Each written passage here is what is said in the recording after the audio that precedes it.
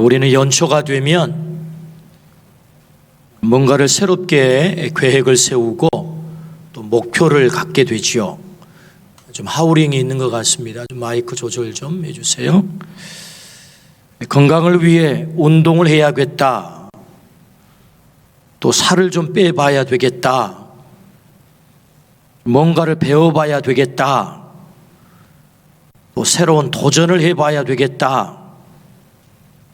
영성을 위해서 새벽 기도를 좀 해봐야 되겠다. 예배를 생명처럼 여겨봐야 되겠다. 영의 양식, 하나님의 말씀 성경을 매일 먹어야 되겠다. 또 주님을 위해서 이런 헌신을 해야 되겠다. 뭐 이런 계획과 목표들이 있지요. 어떻게 금년에 좀 이런 좋은 계획과 목표들을 좀 가지셨습니까? 여러분 각자에게 이런 귀한 목표들이 있기를 축복합니다. 더 나은 삶을 위한 새로운 목표와 행동은 대단히 중요하지요. 오늘 본문은 우리에게 중요한 삶의 목표를 말씀하고 있습니다. 우리의 삶을 가장 가치 있게 만드는 목표, 한마디로 너는 소리다, 그렇게 목표를 정해주세요. 성경이 우리에게 너는 소리다, 소리로 살라, 이렇게 말씀하세요. 웬 소리입니까 갑자기? 아니 무슨 내 계획에도 없는 무슨 소리로 살라고 합니까? 성경에서 우리에게 소리라는 목표를 주시는데, 오늘 본문은 세례 요한을 그 주인공으로 등장을 시킵니다. 세례 요한은 광야에서 살았지요.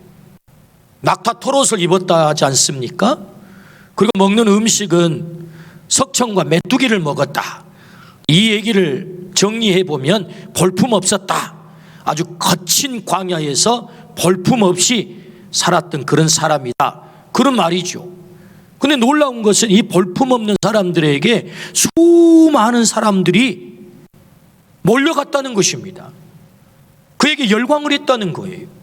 그의 말씀을 듣고 사람들이 가슴을 쳤다는 것 아닙니까?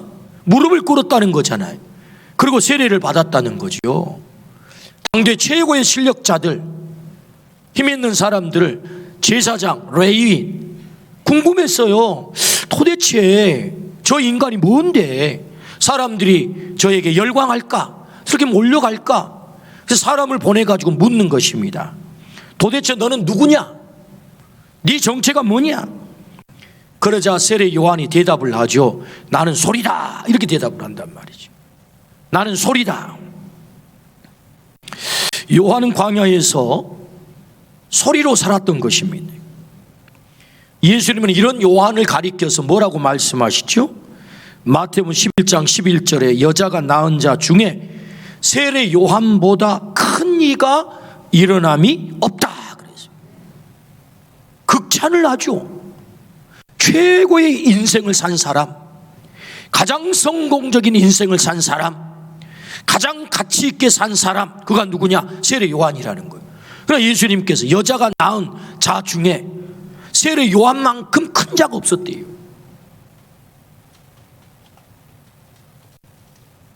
금년 한 해 오늘 우리가 소리로 살아서 예수님의 극찬을 받기를 축복합니다. 세례 요한이 그 인생의 가장 성공적 인생을 살았다면 너도 성공하면 좋겠어. 주님이 우리를 향한 계획이란 말이죠. 주님이 우리를 향한 목표라고요.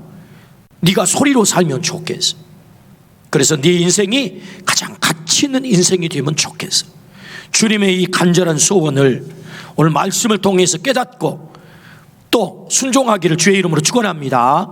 아멘. 그렇다면 우리를 성공시키는 가장 가치 있는 인생을 만드는 소리로 우리가 어떻게 살 수 있을까요? 소리. 그 첫 번째는 자신의 정체성을 알았습니다. 세례 요한이 소리로 살았잖아요. 어떻게 그게 가능했느냐 했더니 자신의 정체성을 알았다는 거죠. 오늘 본문 요한복음 1장 23절입니다. 우리 같이 한번 읽어봅니다.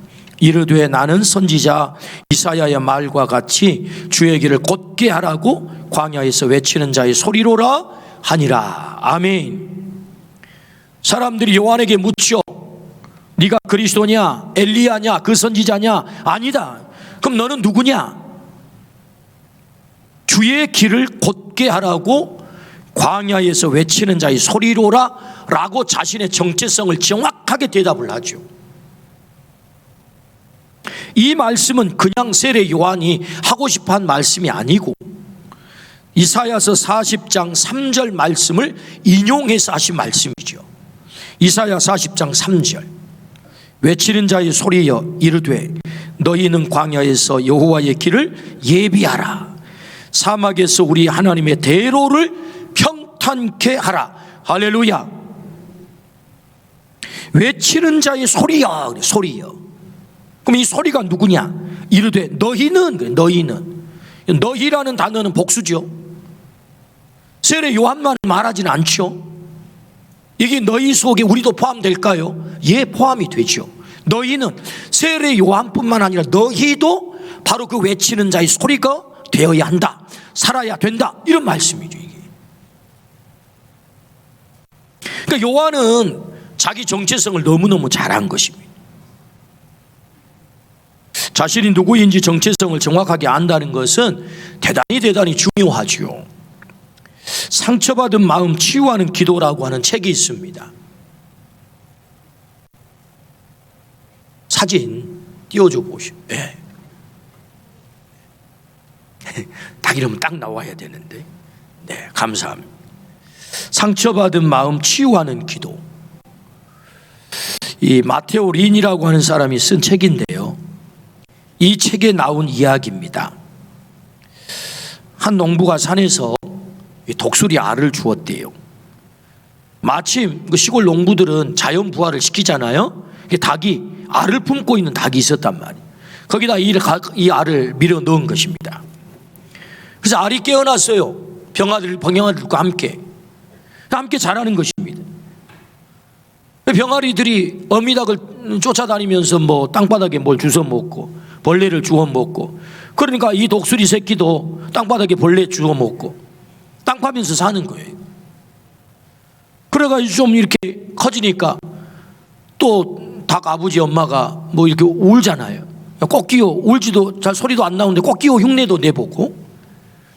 그리고 어느 날 날개가 건질건질해가지고 날개를 퍼덕퍼덕 해보니까 막 몸이 부양을 해요.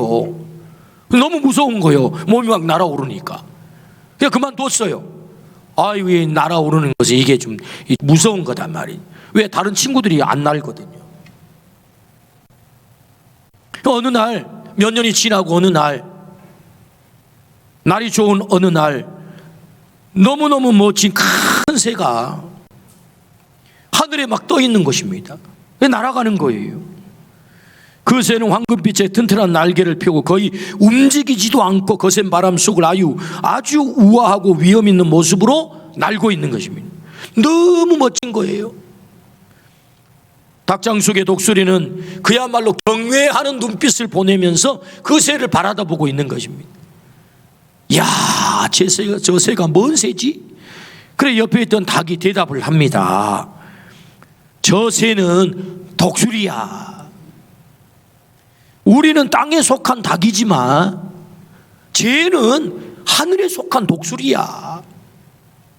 그러면서 하는 말이, 우리는 땅 파면서 사는 존재들이거든. 꿈도 꾸지 말어. 이런 얘기를 하는 것입니다. 그래서 그 독수리는 닭으로 살다가 땅 파다가 죽었대요.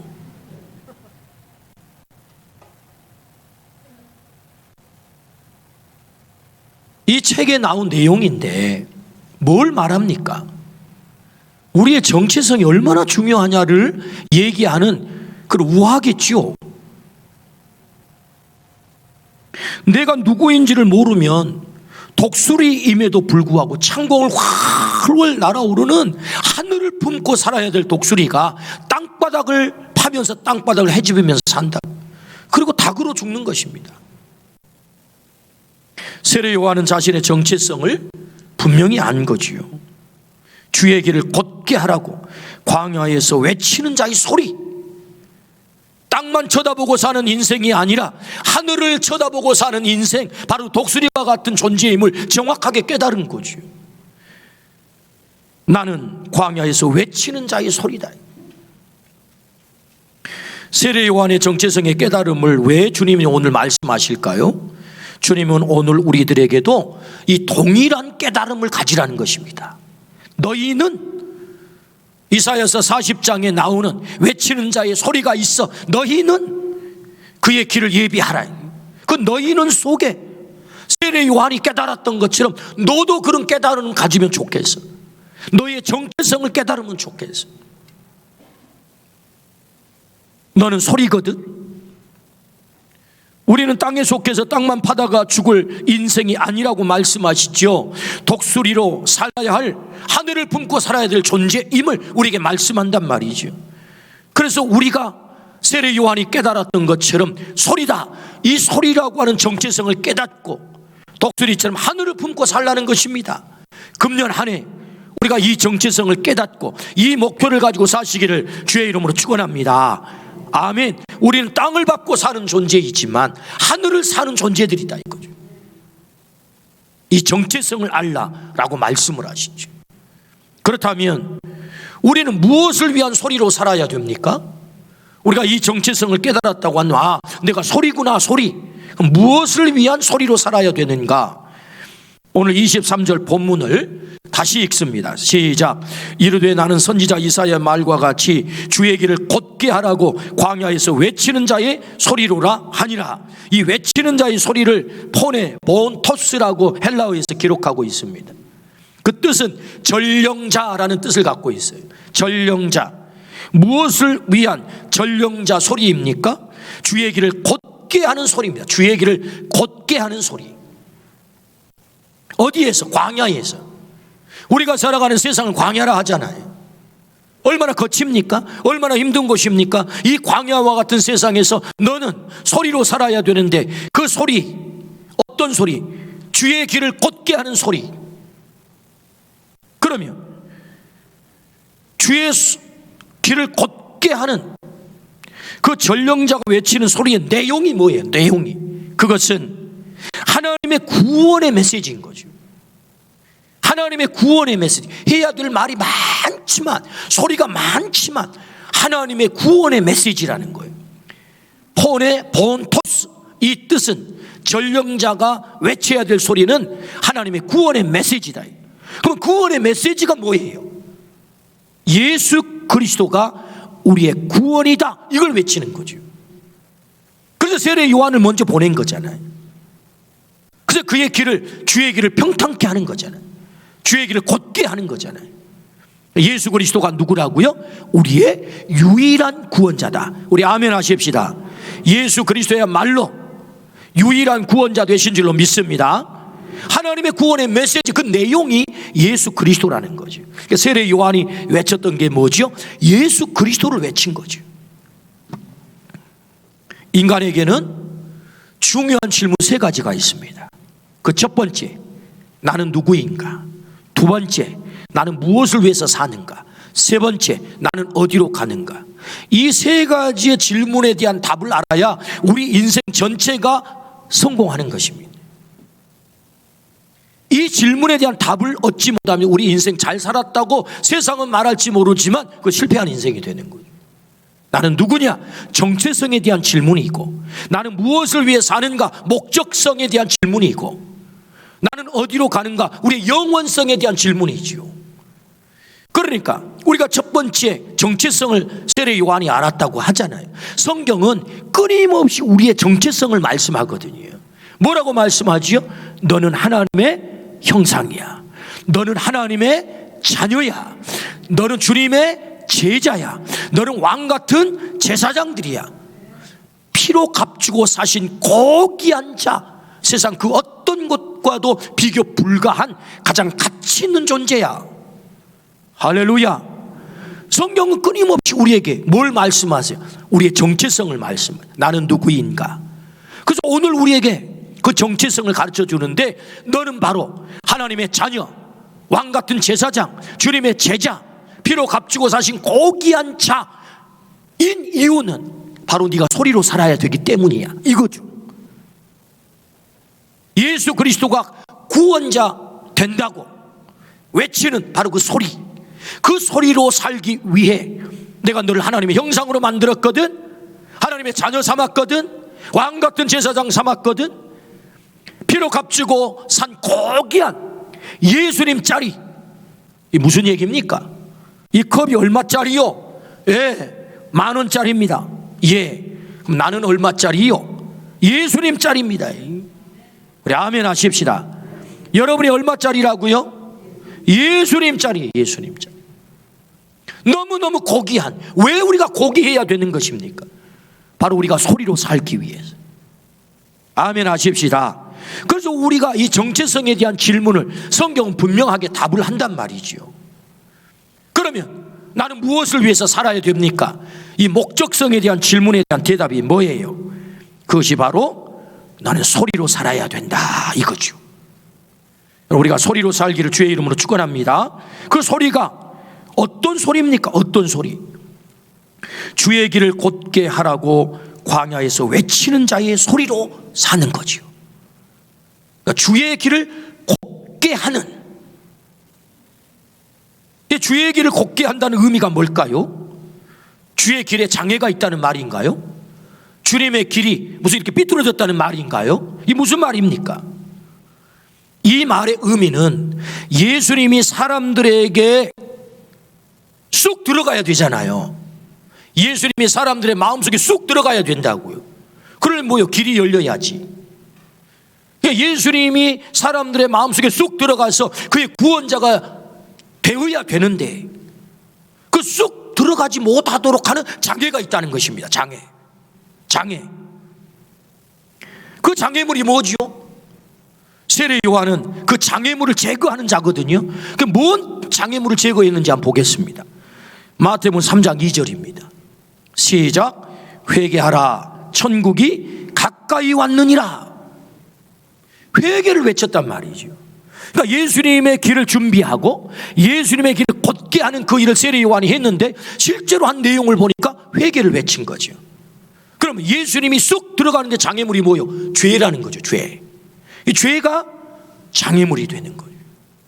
그래서 마태복음 3장 7절, 요한이 많은 바리새인들과 사두개인들이 세례 베푸는 데로 오는 것을 보고 이르되 독사의 자식들아, 누가 너희를 가르쳐 임박한 진노를 피하라 하더냐. 이 회개를 촉구하는 거잖아요. 너희들 곧 심판받는다 이거지. 도끼가 나무 뿌리에 놓였고 임박한 심판이 왔다. 이 독사의 자식들아, 이게 좀 성경이 좀 신사적으로 표현해서 그렇지, 이게 원래 원어를 들어가 보면은 이 독사의 새끼들아 이렇게 나가는 거예요. 이게 지금 뭘 외쳐요? 회개를 외치잖아요. 회개. 왜? 주님이 들어가야 되는데 그 죄가 꽉 가로막혀 있어가지고 사람들의 마음속에 주님이 들어가지 못해요. 이게 주의 길을 곧게 하지를 못했다 그 말이에요. 죄 때문에. 그래서 그 죄를 치워야 주의 길을 곧게 만드는 거죠. 할렐루야. 그래서 회개를 외치는 거거든요. 그래야 사람들이 메시아로 받아들일 수 있기 때문에, 하나님의 구원의 메시지를 들을 수 있기 때문에. 오늘 우리 안에 또 우리 성도들 안에 혹은 우리 이웃 안에 이런 장애물들이 있다면, 여러분 이 장애물들이 주님을 영접하지 못하도록 하는 장애물로 역할을 하고 있기 때문에 그걸 치우는 일들을 소리가 해야 된다. 소리가. 그럼 그 첫 번째 대상이 누구예요? 이 장애물을 치워야 될 첫 번째 대상이 누구냐? 그걸 한번 적용을 해봐요. 그것은 바로 나 자신입니다. 나 자신. 내가 소리로 살기 위해서 먼저 이 말씀이 적용이 돼야 되는데, 주의 길을 곧게 하는 그 대상, 그 첫 번째가 나 자신이라는 거죠. 내가 변화되지 않으면 세상은 바뀌지 않습니다. 왜 개혁이 실패하죠? 나는 언제나 예외, 나는 제껴놓고 네가 개혁의 대상이야. 이 변화가 안 오는 것입니다. 그래서 모든 개혁이 실패하는 거예요. 나부터 변화가 일어나야죠. 그래서 이 말씀, 주의 길을 곧게 하는 그 대상, 그 첫 번째가 누구냐? 나라는 말이죠. 날. 그러니까 내가 뭘 해야 된다고요? 예수님이 내 안에 쑥 주인으로 들어오시도록 내 안에는 장애물을 제거하는 거예요. 그 장애물이 뭐라고요? 죄를 어떻게 해야 된다고요? 회개해야 된다고요. 그런데 주님께서 내 안에 쑥 들어올 줄로 믿습니다. 아멘. 그래서 회개를 외치잖아요. 그렇다면 회개가 뭐예요? 회개란 내가 죄인임을 인정하는 거죠. 내가 죄인임을 인정하는 거예요. 그리고 그 죄를 애통하는 거죠. 애통. 그리고 그 죄를 뉘우치는 것이고, 그 죄를 미워하는 것이고, 그 죄를 끊어버리는 것이고, 여러분 커트해야 되는 게 커트. 그리고 주인 되신 주님에게 돌아가는 것, 거기까지가 회개죠. 여러분 주님에게 돌아가야 될 줄로 믿습니다. 돌아간다는 게 뭡니까? 내 삶의 모든 권리, 전권을 주인 되신 그분에게 이양하는 거죠. 이양. 여러분 우리의 내 삶의 전권을 주님에게 이양하시기를 축복합니다. 양도하는 거예요. 양도. 그게 진정한 회개입니다. 당신이 주인입니다. 돌아서야 되는 거죠. 회개가 뭐라고요? 죄인임을 인정하고, 죄를 뉘우치고, 죄를 애통하고, 죄를 미워하고, 죄를 끊어버리고, 그리고 주인 되신 그분에게 온전히 돌아가 그분에게 주인 되심을 이양하는 거예요. 이양. 내 전권을 이양. 당신이 주인입니다. 이게 회개다. 그럴 때 주님께서 우리 안에 쑥 오시는 거죠. 이게 주의 길을 곧게 하는 거죠. 여러분 먼저 내 안에 이 주의 길을 곧게 하는 회개가 있기를 주의 이름으로 축원합니다. 너무너무 중요하죠. 그래야 소리로 내가 먼저 살 수 있기 때문에. 바울 사도는 이미 회개를 하고 예수님을 믿는 사람이죠. 근데 여러분 그의 고백을 한번 들어보십시오. 고린도전서 15장 31절입니다. 형제들아, 내가 그리스도 예수 우리 주 안에서 가진 바 너희에 대한 나의 자랑을 두고 단언하노니 나는 날마다 죽노라. 여러분 이 날마다 죽는다는 의미가 뭡니까? 바울 사도는 누구보다도 예수님을 잘 믿는 사람이고, 그러니 이미 다 회개를 한 사람이에요. 그럼에도 불구하고 날마다 그런 죽는다고 고백을 합니다. 왜? 어제까지 내가 예수님 잘 믿고 그렇게 살았는데 오늘 내가 보니까 내가 주인 노릇하고 있는 거예요. 내 안에서 내 고집이, 내 아집이 예수님의 뜻을 무시하고 내 탐욕이 주인 노릇을 하고 내가 주인 되어가지고 내 마음대로 내 삶을 살아가는. 그래서 바울 사도는 다시 무릎을 꿇는 것입니다. 나는 날마다 죽노라. 이게 뭐죠? 이게 회개라는 거죠. 주인 되신 주님이 내 안에 거하시기는 하지만 머무시게 불편해 하신다면 여러분 회개해야 될 줄로 믿습니다. 아멘. 이거 회개해야 되는 거예요. 그래서 주의 길을 곧게 한다는 게 뭐냐? 그것은 주인 되신 주님께서 내 안에 머물기에 편리하도록, 좋아하시도록 날마다 장애물을 제거하는 거지. 이 회개라고 하는 거죠. 우리 안에 금년에 계속된 이런 회개가 있기를 주의 이름으로 축원합니다. 날마다 죽는 은혜가 있기를 축복합니다. 내 삶의 전권을 주님에게 이양하기를 축복합니다. 아멘, 아멘, 아멘. 두 번째 대상이 누구예요? 주의 길을 곧게 하는 이 소리로서 살아가는데 두 번째 대상이 누구냐? 그것은 우리의 이웃이죠. 여기 이웃이라 하면 나를 제외한 내 가족, 내 일터의 사람들, 내 이웃들, 우리 공동체 사람 다 말하죠. 그들에게 내가 해야 될 소리의 역할이 뭐예요? 주의 길을 곧게 하는 거죠. 그러면 그 이웃들에게 주님이 쑥 들어가도록 주의 길을 곧게 하는 그럼 역할, 소리로서의 나의 역할은 뭘까? 이제 그걸 찾아보죠. 첫 번째는요, 우리의 말이 중요해요. 말이. 이웃에게 소리로 사는데 소리로 살아야 돼요. 소리. 실제로 어떤 소리? 사도행전 4장 12절입니다. 자, 같이 한번 읽어볼까요? 시작. 다른 이로서는 구원을 받을 수가 없나니 천하 사람 중에 구원을 받을 만한 다른 이름을 우리에게 주신 일이 없음이라 하였더라. 할렐루야.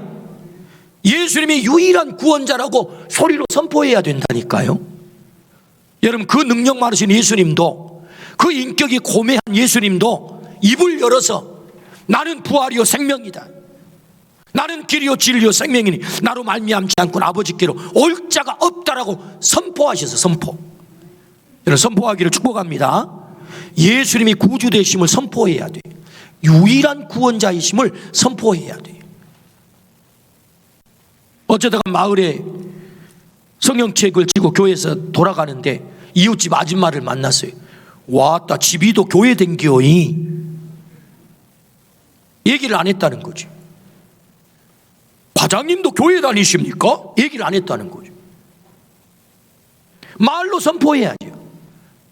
천하에 구원을 얻을 만한 다른 이름을 우리에게 준 적이 없다고 소리로 선포해야 되는 것입니다. 그게 주의 길을 곧게 하는 거죠. 그래야 그 사람 마음속에 예수 그리스도가 들어가든지 뭐 그런 일이 일어날 것 아니겠습니까? 그게 주의 길을 곧게 하는 거다. 곧게 소리로 사는 거다. 소리.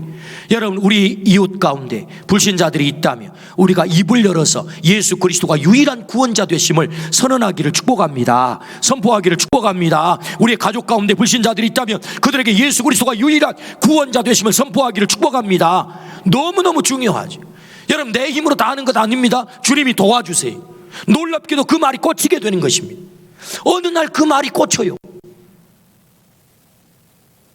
그리고 여러분, 이게 말로 되는 게 다 아닙니다.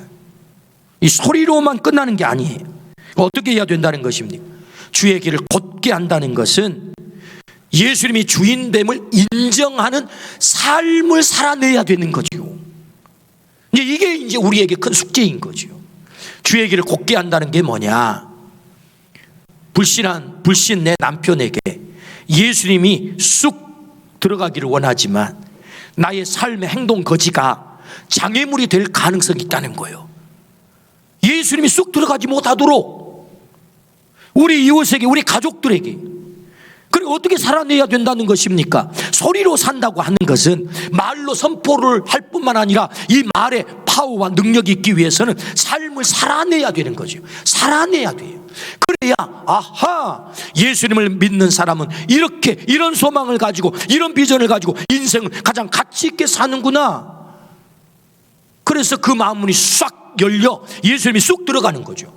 이게 주의 길을 곧게 하는 거죠.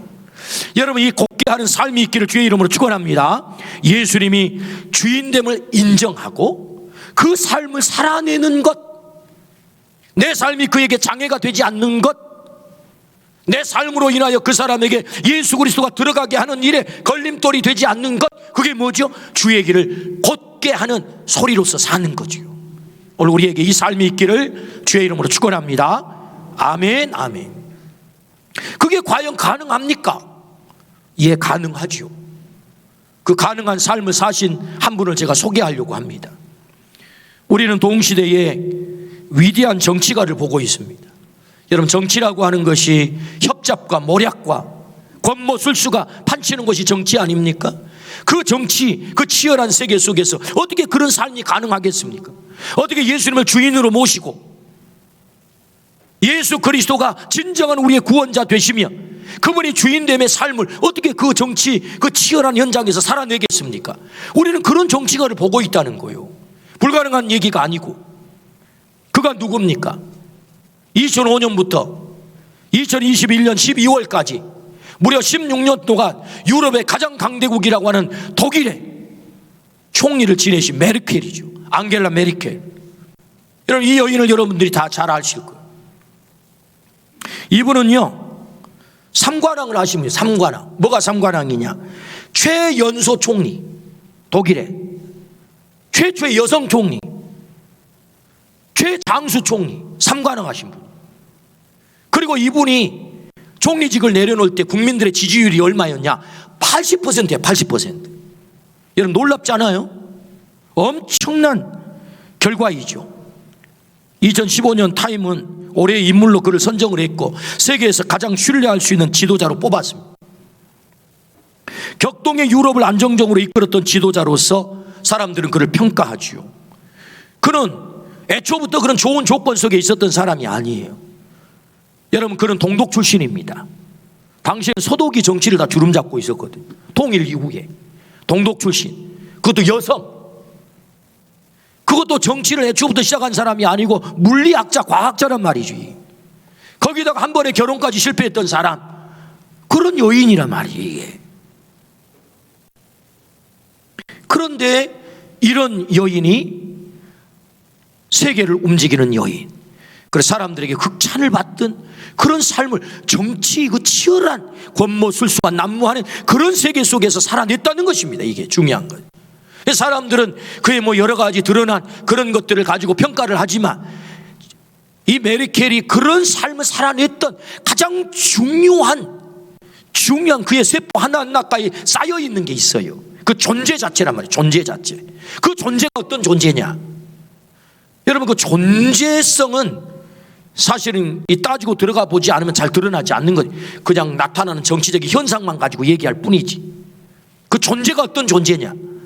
여러분, 1954년도에 베를린 장벽이 막히기 전 동독과 서독으로 나누어서, 여러분, 동독에는 공산주의, 서독은 자유진영, 이렇게 나라가 나누어지잖아요.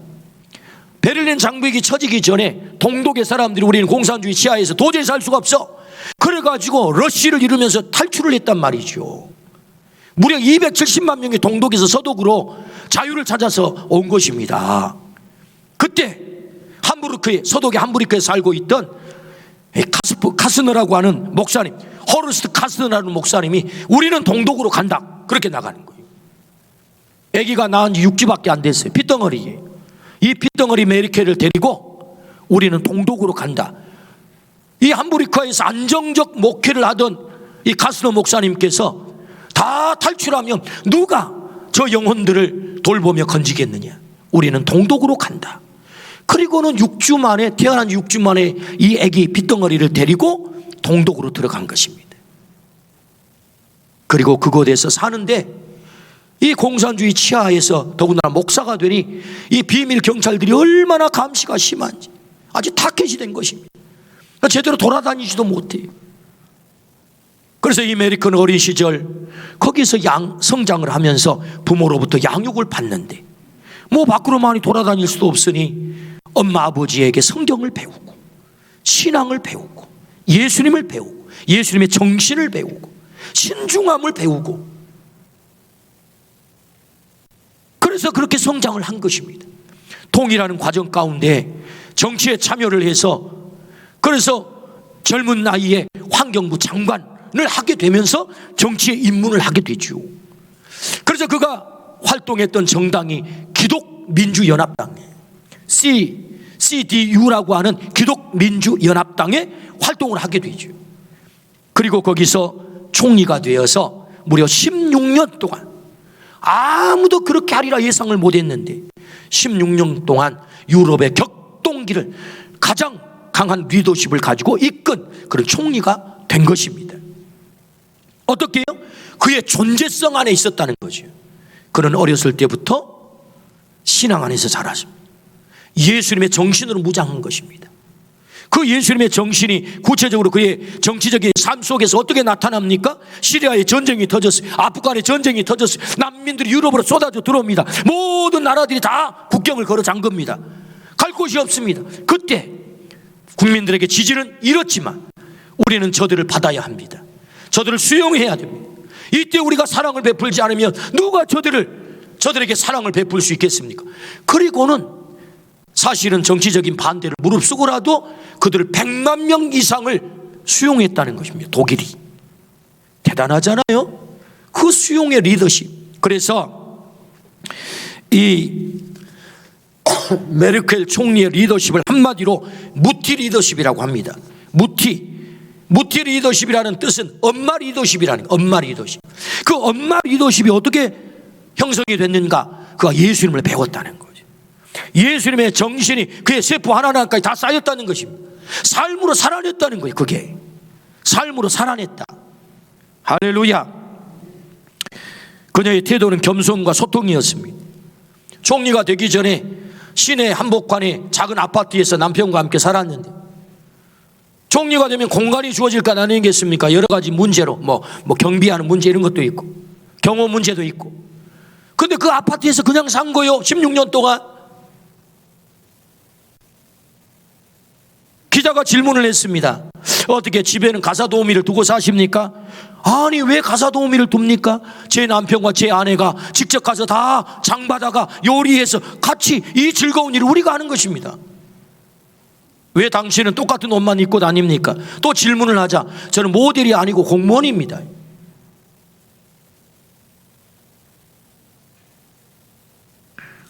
광야에서 주의 길을 곧게 하는 예수님의 소리로 살아낸 거죠. 이게 소리로 살아냈단 말이에요. 살아냈어요.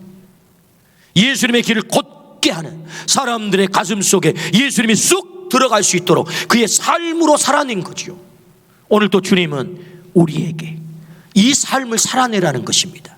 소리로 사람들의 가슴 속을 열어 예수님이 쑥 들어갈 수 있도록 주의 길을 곧게 하는 소리. 오늘 이 소리의 삶을 사시기를 주의 이름으로 축원합니다. 아멘. 오늘 주님이 우리에게 말씀하세요.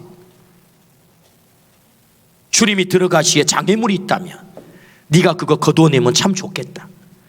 너의 소리로, 너의 삶으로 그거 거두어내면 좋겠다. 오늘 여기 부모님들에게 우리 주님이 이렇게 요청하세요. 당신들의 자녀가 예수님을 마음속에 받아들이는데 장애물이 없도록 당신들이 소리로 살아서 주의 길을 곧게 만들면 좋겠어. 여기 선생님들이 계시다면 주님이 말씀하세요. 당신들의 제자가 주님을 받아들이는데 주의 길이 곧게 되어 주님을 쑥 받아들일 수 있도록 그렇게 소리로 살면 참 좋겠어. 불신의 남편이 있는 아내에게 주님이 말씀하세요. 그 남편의 마음속에 주님이 쑥 들어오도록 그렇게 소리로 살아내면 참 좋겠어. 불신의 친구와 이웃들이 있는 사람들에게 주님이 말씀하세요. 그들 속에 주님이 쑥 들어갈 수 있도록 주의 길을 곧게 하는 네가 소리로 살면 참 좋겠어. 오늘 우리들에게 이 삶이 있기를 주의 이름으로 축원합니다. 그럴 때 주님이 세례 요한을 가리켜 뭐라고 말씀합니까? 여인이 낳은 자 중에 세례 요한만큼 큰 자가 없대요. 근데 그 뒤에 주님이 뭐라고 말씀하세요? 천국에서 세례 요한보다 크지 않을 자가 없다라고 말씀을 하시는 거예요. 그게 뭐지요? 우리 모두에게도 그 가능성이 다 열려 있다는 것입니다. 네가 소리로 살면, 그래서 주님의 길을 곧게 하면 너도 천국에서 세례 요한보다 더 큰 자가 될 거야. 우리 주님이 그렇게 축복을 약속하시죠. 그러므로 오늘 우리 모두가 소리로 사는 은혜가 있기를 축복합니다. 주의 길을 곧게 하는 삶을 사시기를 축복합니다. 금년 한 해 우리의 이 목표가 온전히 우리 삶 속에 이루어져서 주님, 그래요, 제가 소리로 살겠어요. 그래서 주님의 길을 곧게 하겠습니다. 내 마음 안에서부터 적용을 하고, 그리고 우리 이웃들에게 내가 걸림이 되지 않도록 그 장애물을 치우는 그 소리의 삶을 살아내겠습니다. 여러분 어떻게 하시겠습니까? 금년 한 해 주의 길을 곧게 하는 소리로 사시겠습니까? 기도하십시다.